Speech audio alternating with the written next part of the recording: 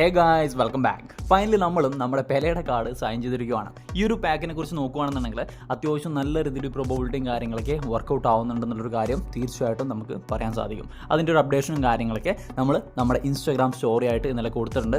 ഒരുപാട് പേർക്ക് അതുവഴി പെലയുടെ കാർഡൊക്കെ കിട്ടിയിട്ടുണ്ട്. സോ ഈ ഫുട്ബോൾ 25 വേർഷൻ്റെ ഈ ഒരു സ്റ്റേജിൽ ഈ ഒരു പാക്കൊക്കെ ഓപ്പൺ ചെയ്യണോ അല്ലാന്നുണ്ടെങ്കിൽ പെലയുടെ ഈ ഒരു കാർഡൊക്കെ എടുക്കണമെന്ന് ചോദിച്ചു കഴിഞ്ഞാൽ തീർച്ചയായിട്ടും എനിക്ക് പറയാൻ സാധിക്കും. കറൻലി ഈ ഒരു കാർഡ് എന്ന് പറയുന്നത് വൺ ഓഫ് ദ ബെസ്റ്റ് സ്ട്രൈക്കറായിട്ടാണ് എനിക്ക് ഫീൽ ചെയ്യുന്നത്.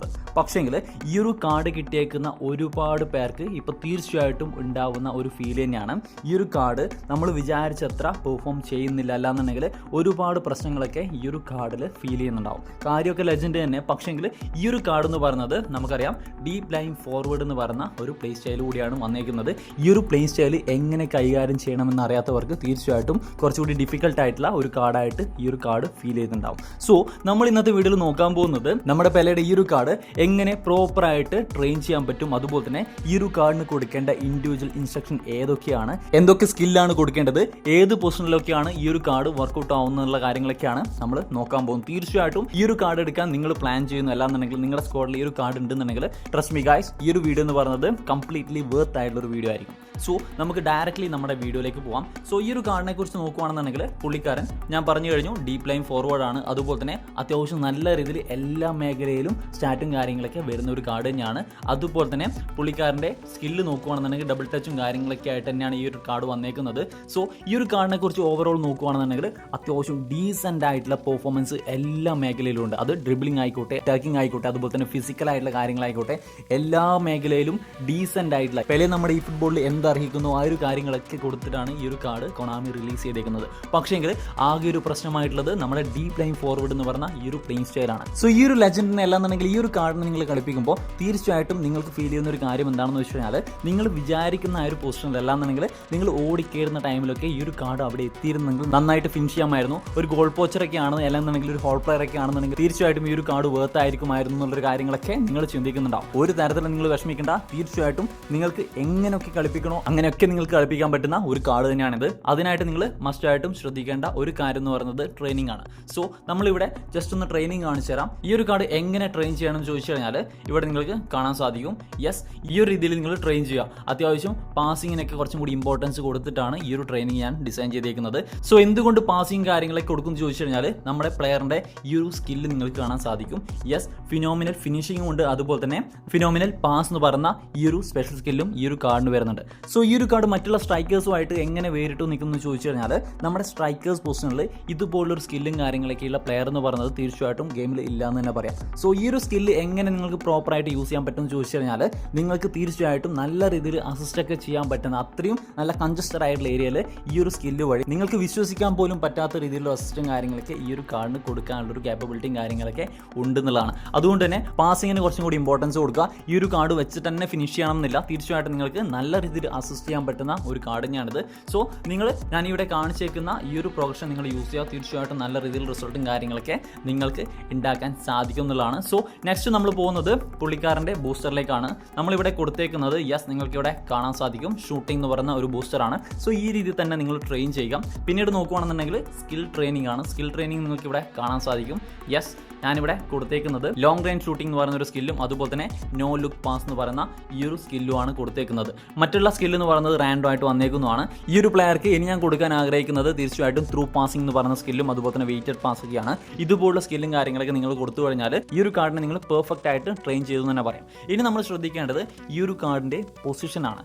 യെസ്, ഈ ഒരു കാർഡിൻ്റെ പൊസിഷൻ നോക്കിക്കഴിഞ്ഞാൽ നിങ്ങൾക്ക് വേണമെന്നുണ്ടെങ്കിൽ CF ആയിട്ട് കളിപ്പിക്കാം, അതുപോലെ തന്നെ SS ആയിട്ട് കളിപ്പിക്കാം. വേണമെന്നുണ്ടെങ്കിൽ പൊസിഷൻ ബൂസ്റ്ററൊക്കെ കൊടുത്തിട്ട് AMFൽ വേണമെന്നുണ്ടെങ്കിലും കളിപ്പിക്കാം. ഞാൻ ഓരോ പൊസിഷൻ്റെയും പോസിറ്റീവും അതുപോലെ തന്നെ നെഗറ്റീവും പറഞ്ഞുതരാം. നിങ്ങൾ ആദ്യം തന്നെ നിങ്ങൾ ഈ ഒരു കാർഡിനെ CF ആയിട്ടായിരിക്കും കളിപ്പിക്കാൻ ഉദ്ദേശിക്കുന്നത്. CFൽ കളിപ്പിക്കുമ്പോൾ നിങ്ങൾക്ക് മെയിനായിട്ട് ഫീൽ ചെയ്യാൻ ചാൻസ് ഉള്ളൊരു കാര്യം എന്താണെന്ന് വെച്ച് കഴിഞ്ഞാൽ ഈ ഒരു കാർഡ് ഡ്രോപ്പ് ചെയ്ത് ബാക്കിലോട്ടേക്ക് വരുന്നുണ്ടാവും. ഈ ഒരു പ്ലെയർക്ക് ബോൾ കൊടുക്കാൻ ഉദ്ദേശിക്കുന്ന ടൈമിലൊക്കെ പുള്ളിക്കാരൻ ബാക്കിലോട്ടേക്ക് വലിഞ്ഞു പോകുന്നതായിട്ടും അസിസ്റ്റ് ചെയ്യാനൊക്കെ കുറച്ചും കൂടി ഇമ്പോർട്ടൻസ് അല്ലാന്നുണ്ടെങ്കിൽ കുറച്ചും കൂടി പ്രാധാന്യം കൊടുക്കുന്നതായിട്ടും നിങ്ങൾക്ക് കാണാൻ സാധിക്കും. ഒരു കാരണവശാലും നിങ്ങൾക്ക് ആക്സെപ്റ്റ് ചെയ്യാൻ പറ്റാത്ത കാര്യം തന്നെയായിരിക്കും. കാരണം ഈ ഒരു കാർഡ് വെച്ചിട്ട് നിങ്ങൾ ഫിനിഷ് ചെയ്യാനായിരിക്കും ഉദ്ദേശിക്കുന്നത്. സാധിക്കും. പക്ഷേങ്കിൽ ആ ഒരു ടൈമിൽ പുള്ളിക്കാരൻ കുറച്ചും കൂടി ബാക്കിലോട്ടേക്ക് വരിഞ്ഞ് നല്ല രീതിയിൽ സപ്പോർട്ടീവായിട്ടായിരിക്കും കളിക്കുന്നുണ്ടാവുക. നിങ്ങൾക്ക് ആ ഒരു ഗെയിം പ്ലേയും കാര്യങ്ങളൊക്കെയാണ് പുള്ളിക്കാരൻ്റെ കയ്യിൽ നിന്ന് വേണമെന്നുണ്ടെങ്കിൽ തീർച്ചയായിട്ടും നിങ്ങൾക്ക് CF തന്നെ കളിപ്പിക്കാവുന്നതാണ്. ഇനി നിങ്ങൾക്ക് കളിപ്പിക്കാൻ പറ്റുന്ന ഒരു പൊസിഷൻ നോക്കിക്കഴിഞ്ഞാൽ നമ്മുടെ SS ആണ്.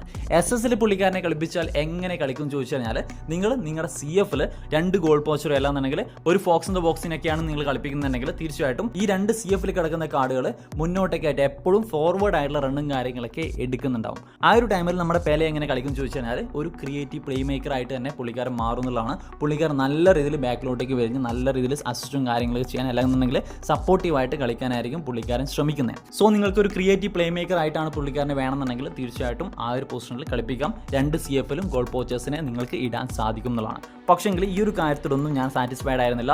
ആദ്യത്തെ കുറച്ച് ഗെയിംസൊക്കെ ഞാൻ കളിച്ചേക്കുന്നത് SS ഇട്ടിട്ടാണ്. എനിക്കൊരു കാരണവശാലും വർക്കൗട്ട് ആയിട്ടില്ല. കാരണം അസിസ്റ്റും കാര്യങ്ങളൊക്കെ ചെയ്യുന്നുണ്ടെങ്കിലും പുള്ളിക്കാരൻ്റെ ഗോളും കാര്യങ്ങൾ കാണാൻ വേണ്ടിയിട്ടാണ് നമ്മൾ പുള്ളിക്കാരനെ സൈൻ ചെയ്യുന്നത്. സോ അതുകൊണ്ട് തന്നെ തീർച്ചയായിട്ടും നമുക്ക് സപ്പോർട്ടീവായിട്ടല്ല കളിക്കേണ്ടത്. വേണ്ടി വന്നാൽ സപ്പോർട്ടീവായിട്ടും കളിക്കണം. നമ്മൾ വിചാരിക്കുന്ന പൊസിഷനിലേക്ക് പുള്ളിക്കാരൻ റൺ എടുക്കുന്നതായിട്ട്, അതായത് ഒരു ഹോൾ പ്ലെയർ കളിക്കുന്നത് പോലെയോ അല്ലാന്നുണ്ടെങ്കിൽ ഒരു ഗോൾ പോസ്റ്റർ കളിക്കുന്നത് പോലെയോ നമുക്ക് പുള്ളിക്കാരനെ ഗ്രൗണ്ടിൽ വേണം.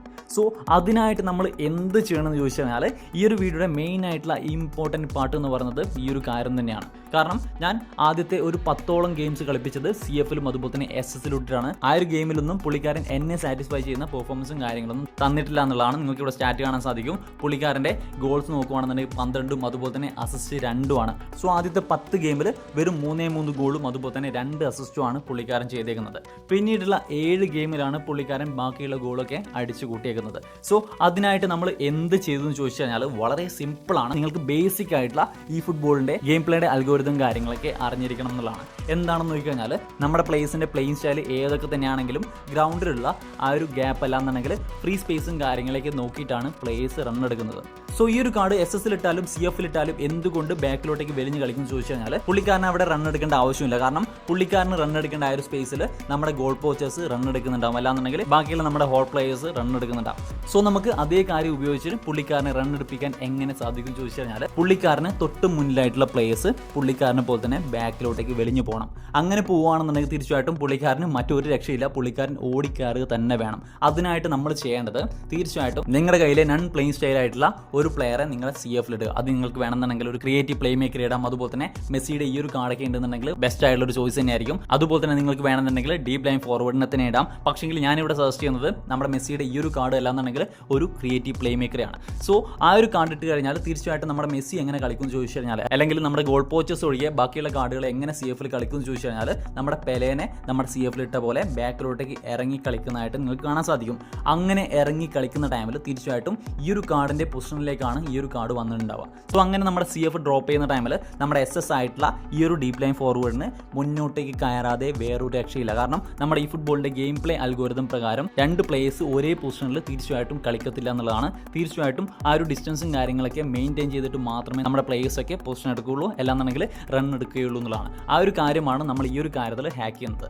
സോ നമ്മുടെ മെസ്സി പുറകിലോട്ടേക്ക് ഇറങ്ങുന്ന ടൈമിൽ തീർച്ചയായിട്ടും നമ്മുടെ SS ഡീപ് ലൈൻ ഫോർവേഡ് ആയിട്ടുള്ള പെലെ തീർച്ചയായിട്ടും ഒരു പ്രോപ്പർ ഗോൾ പോസ്റ്റർ ഞാൻ പറയുന്നില്ല എന്നുണ്ടെങ്കിൽ പോലും നമ്മൾ വിചാരിക്കുന്ന രീതിയിൽ ഒരു പൊസിഷനിങ് കാര്യങ്ങളൊക്കെ അല്ലാന്നുണ്ടെങ്കിൽ റണ്ണും കാര്യങ്ങളൊക്കെ പ്ലേയേഴ്സിന് ഈ പ്ലെയറിൻ്റെ ഭാഗത്ത് ഉണ്ടാണെന്നുണ്ടെങ്കിൽ നിങ്ങൾ ഇതുപോലെ സെറ്റ് ചെയ്ത് കഴിഞ്ഞാൽ തീർച്ചയായിട്ടും നമ്മുടെ പെലെ ഓടിക്കയറുന്നതായിട്ട് കാണാൻ സാധിക്കും. നിങ്ങൾക്ക് അസിസ്റ്റ് വേണ്ടുന്ന ടൈമിൽ നല്ല രീതിയിൽ ക്രിയേറ്റീവായിട്ട് കളിക്കുന്നുണ്ടാവും. അല്ലാത്ത പക്ഷം നിങ്ങൾക്ക് റൺ എടുത്ത് ഗോൾ സ്കോറും കാര്യങ്ങളൊക്കെ ചെയ്യേണ്ട ടൈമിൽ ആ ഒരു റോളും പുള്ളിക്കാരൻ ചെയ്യുന്നുണ്ടാവും. തീർച്ചയായിട്ടും നിങ്ങൾ ഈ ഒരു രീതിയിൽ കളിപ്പിച്ച് കഴിഞ്ഞാൽ നിങ്ങൾക്ക് ഈ ഒരു പ്ലേയിങ് സ്റ്റൈൽ എന്ന് പറയുന്നത് അത്രയും ഗെയിമിൽ ഇമ്പാക്റ്റ് തരുന്ന ഒരു പ്ലേയിങ് സ്റ്റൈലായിട്ട് മാറുന്നതാണ്. കാരണം നമുക്ക് ഗോൾ പോസ്റ്റേഴ്സൊക്കെ ഒരുപാടുണ്ട്. ഗോൾ പോസ്റ്റേഴ്സിൻ്റെ ഒരു പ്രത്യേകത നോക്കിക്കഴിഞ്ഞാൽ നിങ്ങൾ എങ്ങനെയുള്ള സ്ട്രാറ്റജി യൂസ് ചെയ്ത് കഴിഞ്ഞാലും പുള്ളിക്കാരൻ്റെ ഒരു പ്ലേയിങ് സ്റ്റൈൽ അല്ലാന്നുണ്ടെങ്കിൽ ആ ഒരു മൂവ്മെൻറ്റും കാര്യങ്ങളൊക്കെ മാത്രമേ ഗെയിമിൽ എടുക്കുകയുള്ളൂ. പക്ഷേങ്കിൽ നമ്മുടെ ഈ ഒരു കാർഡ് അത്രയും എബിലിറ്റി വരുന്ന ഈ ഒരു കാർഡും അതുപോലെ തന്നെ ഡീപ് ലൈൻ ഫോർവേഡ് എന്ന് പറഞ്ഞാൽ ആ ഒരു പ്ലേയിങ് സ്റ്റൈൽ കൂടി ചേരുന്ന ടൈമിൽ നിങ്ങൾക്ക് വളരെയധികം ഫ്ലെക്സിബിൾ ആയിട്ട് തന്നെ ഗെയിമിൽ ഈ ഒരു കാർഡിനെ യൂസ് ചെയ്യാൻ പറ്റും. നിങ്ങൾക്ക് വേണമെന്നുണ്ടെങ്കിൽ ബിൽഡപ്പ് ചെയ്യാനുള്ള ഒരു പ്ലെയർ ആയിട്ട് പുള്ളിക്കാരനെ യൂസ് ചെയ്യാം. അല്ലാത്ത പക്ഷം നിങ്ങൾക്ക് സ്ട്രൈക്കർ ആയിട്ട് തന്നെ ഒരു പ്രോപ്പർ സ്ട്രൈക്കർ ആയിട്ട് തന്നെ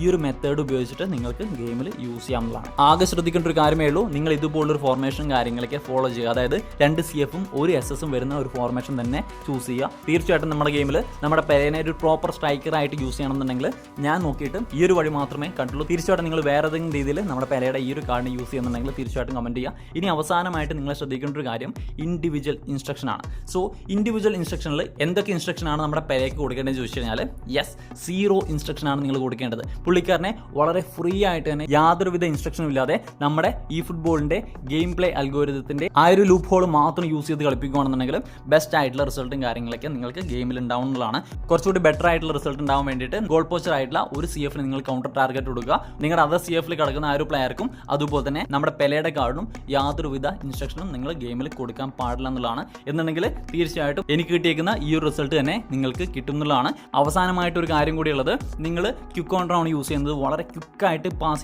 ചെയ്ത് മുന്നോട്ട് റൺ ചെയ്ത് കളിക്കുന്ന ഒരു പ്ലേയിങ് സ്റ്റൈലും കാര്യങ്ങളൊക്കെയാണ് നിങ്ങളെന്നുണ്ടെങ്കിൽ ഞാൻ അത്ര റെക്കമെൻഡ് ചെയ്യുന്നില്ല നമ്മുടെ പെലയുടെ ഈ ഒരു കാർഡ്.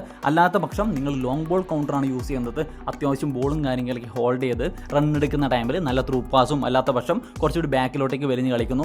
ആ ഒരു രീതിയിലുള്ള ഒരു ഗെയിം പ്ലേയും കാര്യങ്ങളൊക്കെ, അതായത് ഒരു പ്രോപ്പർ ലോങ് ബോൾ കൗണ്ടറിൻ്റെ ഒരു ഗെയിം പ്ലേയും കാര്യങ്ങളൊക്കെയാണ് നിങ്ങളുടെ കയ്യിലുള്ളതെന്നുണ്ടെങ്കിൽ തീർച്ചയായിട്ടും ഈ ഒരു കാർഡിലേക്ക് പോവാം. അത്രയും നല്ല പെർഫോമൻസും കാര്യങ്ങളൊക്കെ അല്ലാന്നുണ്ടെങ്കിൽ ഒരു ഇമ്പാക്റ്റും കാര്യങ്ങളൊക്കെ നിങ്ങൾക്ക് ഈ ഒരു കാർഡ് വെച്ചിട്ട് ഉണ്ടാവുന്നതാണ്. ആകെ നിങ്ങൾ ചെയ്യേണ്ടത് പെലയുടെ കാലിലാണ് ബോൾ എന്നുണ്ടെങ്കിലും മറ്റുള്ള പ്ലേയേഴ്സിൻ്റെ കാലിലാണ് ബോൾ എന്നുണ്ടെങ്കിലും ഈ ഒരു കാർഡ് റൺ എടുക്കുന്നവരെ നിങ്ങൾ വെയിറ്റ് ചെയ്യുക. ആ ഒരു രീതിയിലുള്ള ഹോൾഡും കാര്യങ്ങളൊക്കെ ഞാൻ മുന്നേയുള്ള നമ്മുടെ ലോങ് ബോൾ കൗണ്ടറിൻ്റെ വീഡിയോയിലൊക്കെ പറഞ്ഞിട്ടുള്ളതാണ്. ഈ ഒരു ഹോൾഡും കാര്യങ്ങളൊക്കെ എത്രത്തോളം ചെയ്യുന്നു അത്രത്തോളം റിസൾട്ടും കാര്യങ്ങളൊക്കെ ഈ ഒരു ടാറ്റിക്സിൽ നിങ്ങൾക്ക് കിട്ടുന്നതാണ്. സോ ഇത്രയും കാര്യങ്ങളൊക്കെ ഉള്ളൂ. എന്തെങ്കിലും ഡൗട്ടും കാര്യങ്ങളൊക്കെ ഉണ്ടെന്നുണ്ടെങ്കിൽ നമ്മുടെ ഇൻസ്റ്റാഗ്രാമിൽ കോൺടാക്ട് ചെയ്യാവുന്നതാണ്. സോ ഗൈസ്, വീഡിയോ ഇഷ്ടപ്പെട്ടാൽ ലൈക്ക്, ഷെയർ ചെയ്യുക, സബ്സ്ക്രൈബ് ചെയ്യുക. അടുത്തൊരു വീഡിയോയിൽ കാണാം ഗൈസ്.